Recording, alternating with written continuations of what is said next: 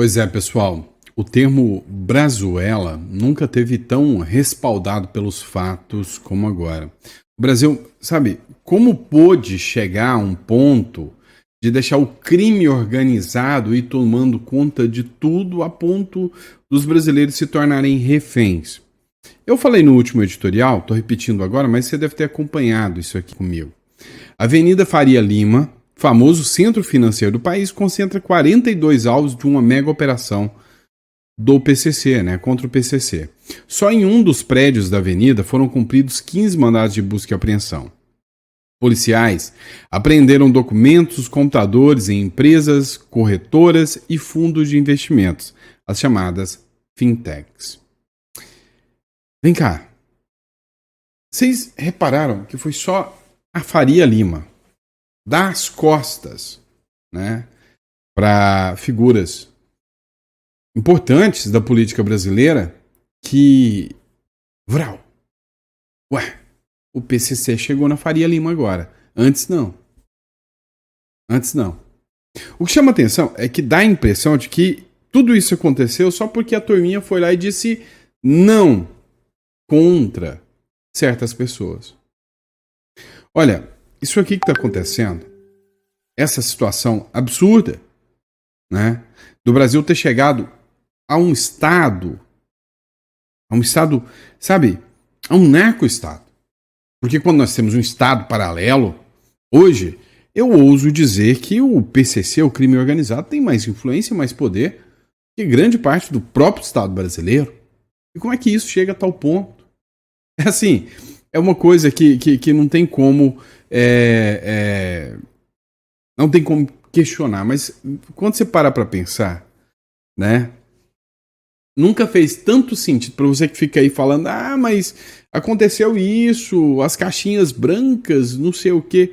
Cara, nada explica tanto o voto no Lula quanto situações como essa aqui, Então, assim, a gente fica assustado mesmo, Vamos lá, pessoal, hoje é dia 28 de agosto, esse é o nosso terceiro editorial do dia, o Chá da Tarde.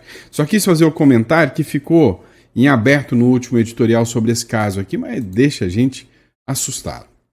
Agora, vamos começar de matéria mesmo, Lembrando que você já se inscreveu, curtiu, compartilhou, você busca um canal independente, um canal que, se precisar criticar, talvez seu político de estimação, se o Bolsonaro fizer alguma coisa errada, eu vou criticar.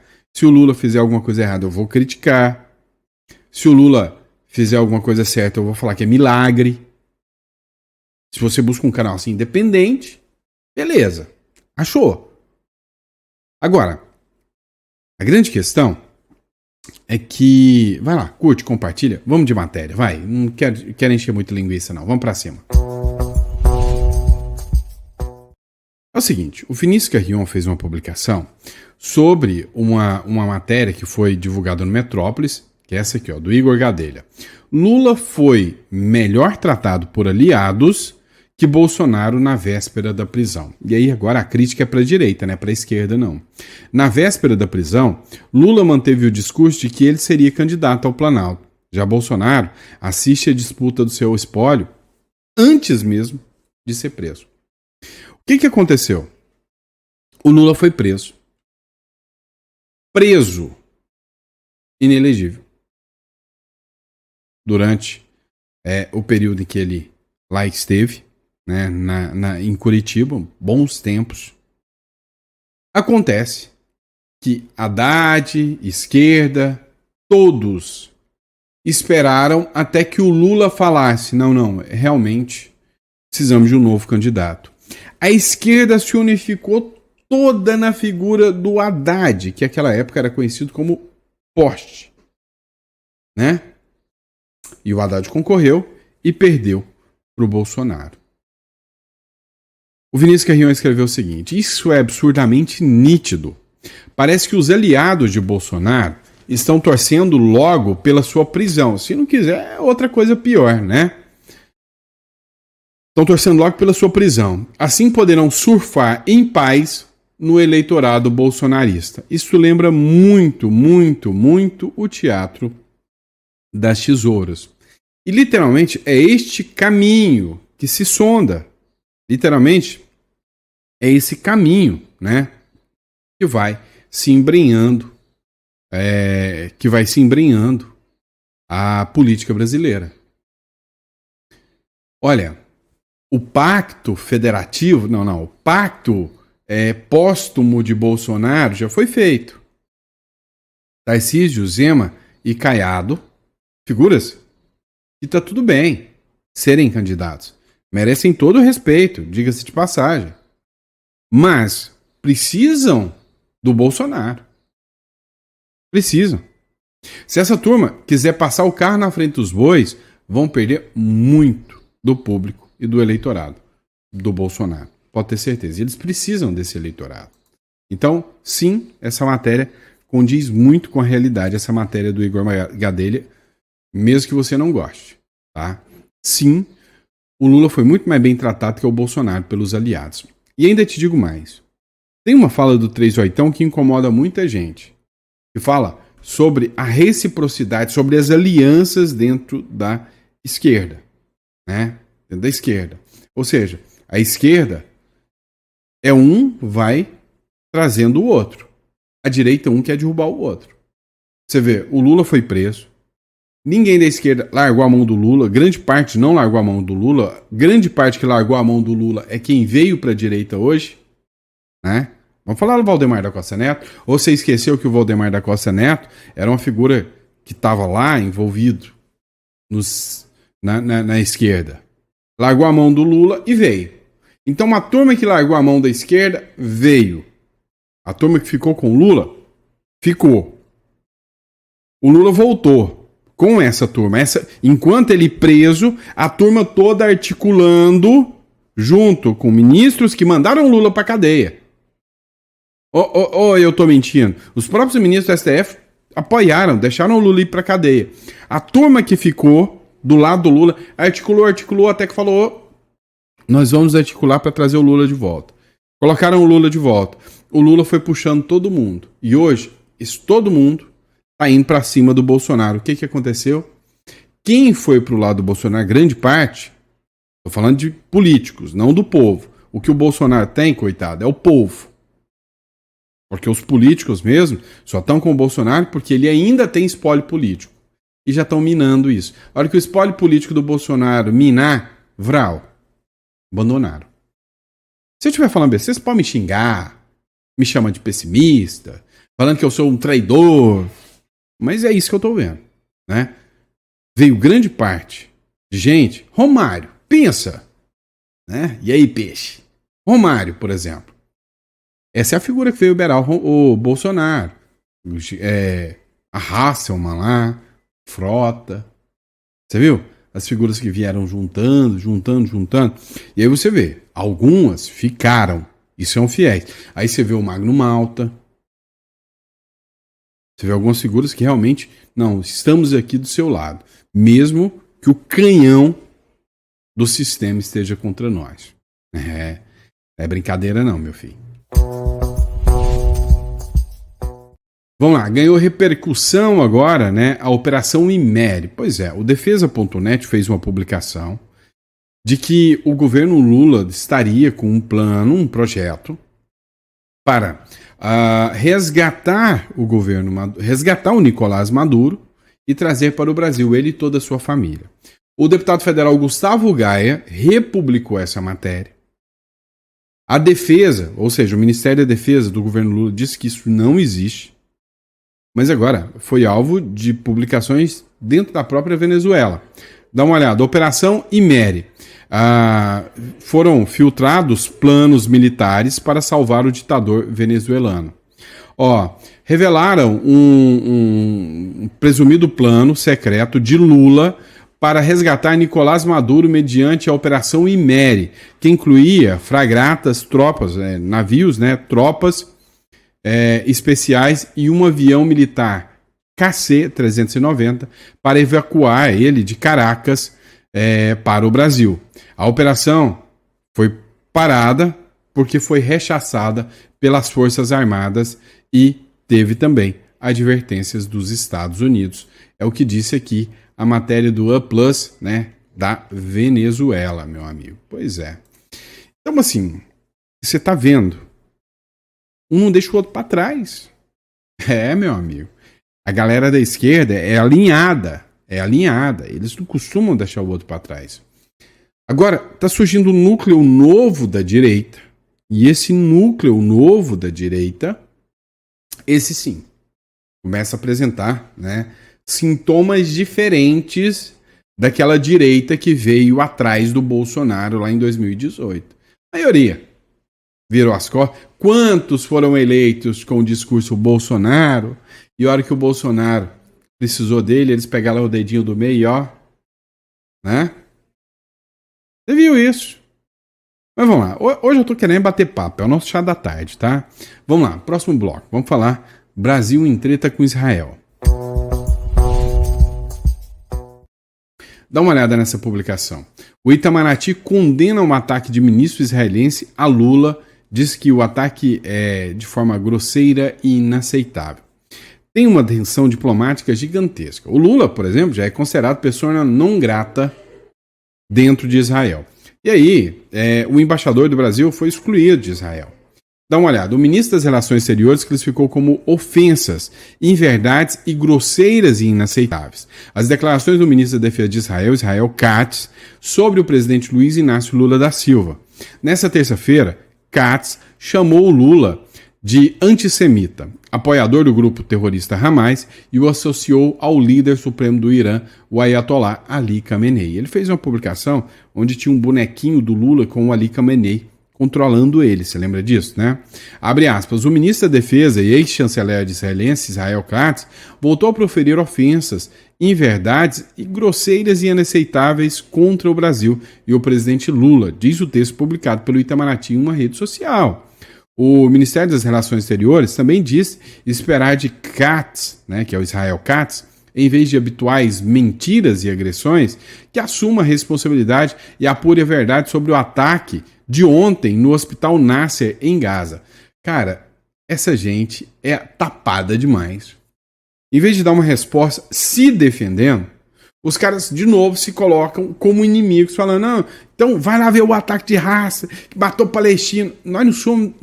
Quem elegeu o Brasil como fiador ou como guardião do povo palestino? Para ficar entrando em conflito com Israel para defender o povo palestino. Tá de sacanagem. Deixa eles resolver o problema deles. O Brasil já tem problema demais. Nossa, mas você tá sendo. Nossa, como você é malvadão, Sandro. Nossa, você é egoísta. Vai se lascar. Tá? Vai se lascar, sinceramente. O que eu tô sendo sincero para vocês, e muito, é que o Brasil já tem problemas demais. Demais. O Brasil tá envolto agora no crime organizado que tá tomando conta de tudo. Nós podemos ser chamados uma bela de uma brazuela. Agora, vocês vêm com esse papinho? Ah, pelo amor de Deus. Me poupe, né? Vamos lá. Quando a gente assiste alguns episódios, a gente fica pensando, nossa, parece que existem mundos paralelos, né? Cada pessoa vive num mundo, né? Vou dar um exemplo para vocês. Eu sou advogado, jurista, e tô aqui dentro do Brasil acompanhando o que está acontecendo com os presos do 8 de janeiro, os absurdos e as aberrações que são essas ações que violam direitos humanos, que estão acontecendo em relação ao Bolsonaro. Do outro lado, uma turma de gringozinho lá vem dizer que não, que o Brasil é um exemplo de democracia. Dá uma olhada na matéria do The Economist. What Brazil can teach America. O que o Brasil poderia ensinar para a América? Sabe, é absurdo, né? O The Economist diz que julgamento de Bolsonaro é uma lição de democracia para o mundo. O que é a questão dos grupos progressistas terem ódio, né, de uma certa figura? Deixa eu explicar uma coisa para vocês. O The Economist é um jornal de economia, basicamente liberal. O que me assusta, né? Basicamente liberal. A matéria do The Economist, eu li um trecho dela, diz que o Donald Trump é a maior ameaça, o maior risco, o maior perigo que já existiu para a democracia inteira. e que o Bolsonaro é o Trump dos trópicos e que sim, tem que pegar o Bolsonaro e acabar com ele mesmo, e fazendo isso é dar uma lição de democracia, e que o Lula é um pacificador. Assustem, mas é isso que a matéria fala. O inquérito do golpe. O ex-presidente do Brasil, Jair Bolsonaro, está na capa da revista britânica The Economist dessa semana. A publicação, que chega às bancas nessa quinta, dá destaque ao julgamento do brasileiro, que começa na terça-feira, que vem no dia 2 de setembro ao divulgar a nova edição nas redes sociais. O Brasil oferece uma lição de democracia para uma América que está se tornando mais corrupta, protecionista e autoritária. Autoritarismo é o Donald Trump, na visão deles. Aqui no Brasil está sendo show de democracia. Prestes a ser julgado por tentativa de golpe de Estado, Bolsonaro, que está em prisão domiciliar, foi retratado como o rosto pintado com as cores do Brasil e com um chapéu igual ao que usava o viking do Capitólio, um dos apoiadores extremistas do presidente dos Estados Unidos, Donald Trump, durante a invasão ao Congresso americano de 2021. Ou seja, a ideia deles é deixar a imagem do Bolsonaro totalmente radical, chamado de polarizador, de Trump dos trópicos. Segundo a revista, o ex-presidente brasileiro e seus aliados provavelmente serão condenados, culpados. Claro que vão. Provavelmente não, é certeza. Pelo Supremo Tribunal Federal. A The Economist ainda afirma que o golpe fracassou por incompetência e não por intenção. Isso torna o Brasil um caso de teste para a recuperação de países de uma febre populista, diz a reportagem, enumerando os exemplos de outros países, como Estados Unidos, Reino Unido e Polônia. É o Biden que é a recuperação populista, porque o Trump perdeu a primeira eleição, e aí foi o Biden que resolveu o problema do mundo. O que aconteceu? Guerra da Rússia? O Putin falou, não existiria se fosse o Trump o presidente. Foi porque o Biden é fraco. Entre os argumentos apresentados para justificar a manchete, o que o Brasil pode ensinar para a América, a revista enumera ações recentes do governo Donald Trump. Caçando vistos de estudantes que vão lá para defender Hamas. É isso. Então, cá entre nós, eu vou ser sincero com vocês. Eu tô perdendo a fé nessa tal de democracia. Eu tô achando que não tem nada de democracia. Tem um lado que manda e outro lado que manda. De um lado a direita manda, do outro a esquerda manda, de um lado o autoritarista de um lado, do outro o autoritarista do outro. Porque se tivesse essa tal de democracia mesmo, e se você me perguntar, você quer pagar imposto pro Estado? Eu ia falar, dane-se o Estado. Então eu não tenho direito de voto, para mim a democracia não serve. Vocês entendem? Que loucura. Agora, a grande verdade é a seguinte.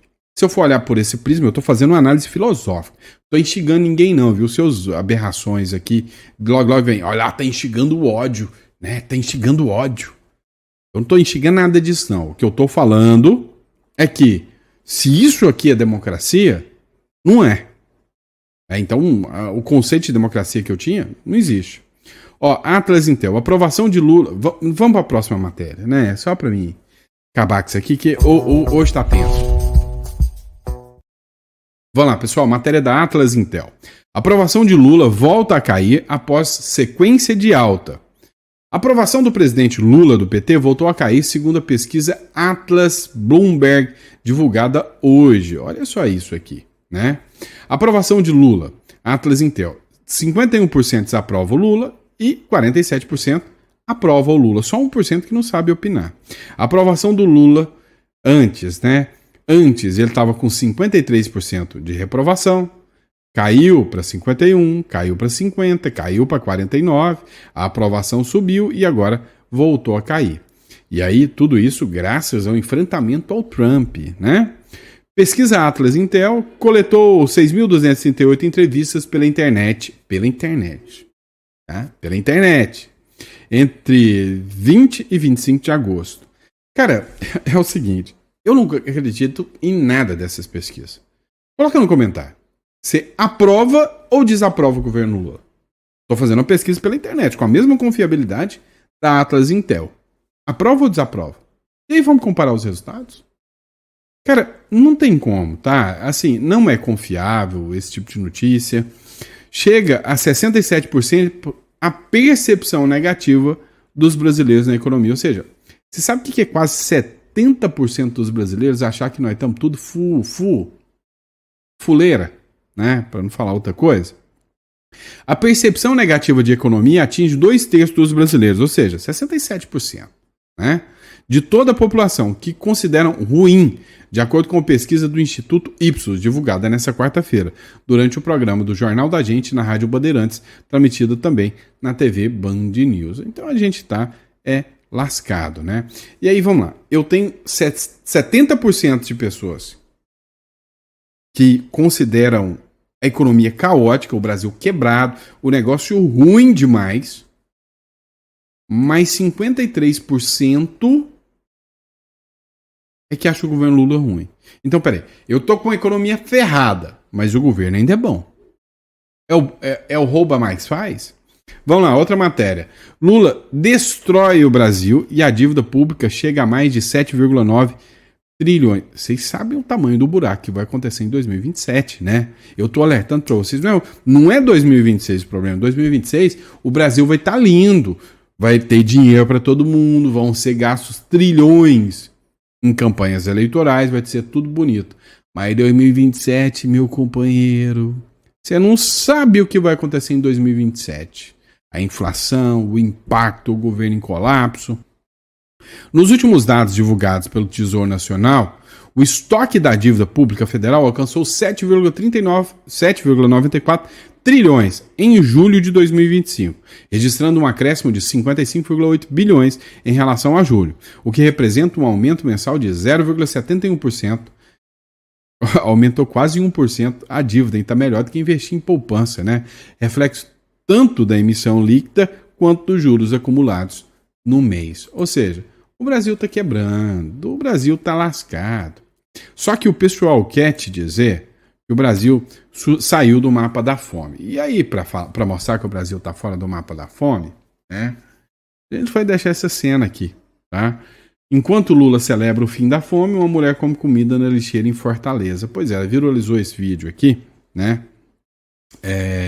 Na manhã dessa quarta-feira, uma cena chocante na Avenida Beira-Mar, em Fortaleza, expôs a fragilidade do discurso do governo Lula, que celebra supostamente a erradicação da fome no Brasil. Uma mulher em situação de rua foi flagrada buscando comida em uma lixeira em plena calçada frequentada por corredores e ciclistas, revelando a persistência da miséria e insegurança alimentar no país, apesar das promessas do presidente de um Brasil sem fome, né? Sabe, assim, que cena triste, lamentável, né? Aqui, a grande questão, tá? Isso é uma questão de saúde pública. Pessoas como essa mulher aqui, às vezes envolvidas em droga, né? E aí, hoje, precisa de uma política pública para tirar essas pessoas da rua. Ai, dignidade das pessoas de rua. Dignidade das pessoas é fora da rua. Montar, literalmente, abrigos para essas pessoas que deem comida, banho e profissionalizem essas pessoas. Põem essas pessoas para trabalhar, longe das drogas, para dar a elas uma profissão. Eu sei que foi chocante, marcante, mas eu deixei essa matéria aqui justamente, né, para que você possa ver realmente os meandros, né, do Brasil, né, do discurso que eles ficam falando aí que tá tudo bonito, lindo. Na China também todos os números são apresentados de acordo com o que eles querem, sempre lindos, né? Ó, vamos lá. Eu fiz um vídeo falando, né, da matéria do Igor Gadelha, de que os aliados do Bolsonaro tratam o Bolsonaro muito mais mal do que os aliados do Lula tratam o Lula. E isso é verdade. O povo trata o Bolsonaro muito melhor do que o povo trata o Lula. Os aliados do Bolsonaro tratam o Bolsonaro muito mais mal do que os aliados do Lula tratam o Lula. Quase ninguém questiona o Lula, confronta o Lula. Vou falar sobre o Sérgio Moro com vocês agora, que é um aliado do Lula, do Bolsonaro, do Bolsonaro, né? Do Bolsonaro. O Sérgio Moro sai em defesa do Bolsonaro após a Polícia Federal solicitar policiamento dentro da casa do presidente. Sai em defesa, fala, está voto, eu quero um votinho do bolsonarista, mas na hora de falar Bolsonaro, qual é o projeto? Quem vai ser o candidato? O que é até agora? Ninguém quer. Tá todo mundo querendo ser o candidato a presidente. O Moro que o diga, né? ex-aliado do Bolsonaro. Como é que saiu do governo Bolsonaro? Atirando. Vem cá. Quantos ministros saíram do governo Lula? Saiu a Daniela lá, saiu aquele das telecomunicações, eu esqueci o nome dele. Saiu o dos direitos humanos. Quem que saiu o inimigo do Bolsonaro, do Lula e desse outro? Não, saiu, acabou. Todo mundo sabe que, se eu entrar em atrito aqui, o negócio vai dar ruim. Com o Bolsonaro, cada ministro, olha os irmãos Wertraub, cada um que saiu atirando. Tem coisa errada nessa história, não tem? Nunca vi a Polícia Federal solicitar autorização para que um policial ficasse dentro da casa de alguém em prisão domiciliar. Se isso for autorizado, será mais um excesso. Eu, na verdade, critiquei quando foram impostas essas medidas cautelares ao ex-presidente Bolsonaro. Me parecem absolutamente exageradas. Primeiro a censura e depois prisão domiciliar. O Lula nunca foi submetido a medidas equivalentes. Antes, inclusive, do julgamento, ele dava entrevistas com abundância e sempre foi muito duro nas suas palavras contra juízes e promotores. E esse tipo de restrições, elas acabam até afetando a credibilidade do processo. Primeiro, não pode proibir alguém de falar, né, se defender perante a opinião pública. E depois, a questão de risco de fuga, me parece que não existe nenhum elemento concreto. Esse pedido do diretor da Polícia Federal de colocar alguém dentro da casa é absolutamente extravagante. O que a gente tem visto, infelizmente, nos últimos meses, tem sido uma escalada cada vez maior disso. E eu tenho reiterado, o país precisa de distensionamento. Eu nunca vi a Polícia Federal solicitar... Eu quero que vocês acordem para uma coisa, tá? Minha opinião. O Sérgio Moro não tá defendendo o Bolsonaro. Sandro, mas que isso? Acabei de vê-lo falando. Tá fazendo com o Bolsonaro, nunca aconteceu antes. Eu ouvi ele defendendo o Bolsonaro aqui, ó, com essas orelhinhas. Não.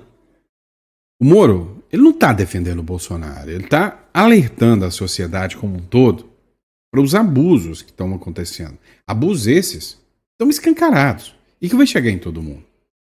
Ele tá mostrando que esses abusos são sem precedentes, que a gente tá assistindo hoje. E hoje, ele tá falando porque é o Bolsonaro. E ele sabe que isso vai chegar nele também. Hoje é o Bolsonaro. Amanhã pode ser qualquer um de nós. Então, assim, basta você não compactuar ideologicamente. Então, o grande problema é que, numa fala dessa como do Moro, muita gente vai já se sentir apto falando, ele é um dos nossos. Esse é um cara de direita dos nossos.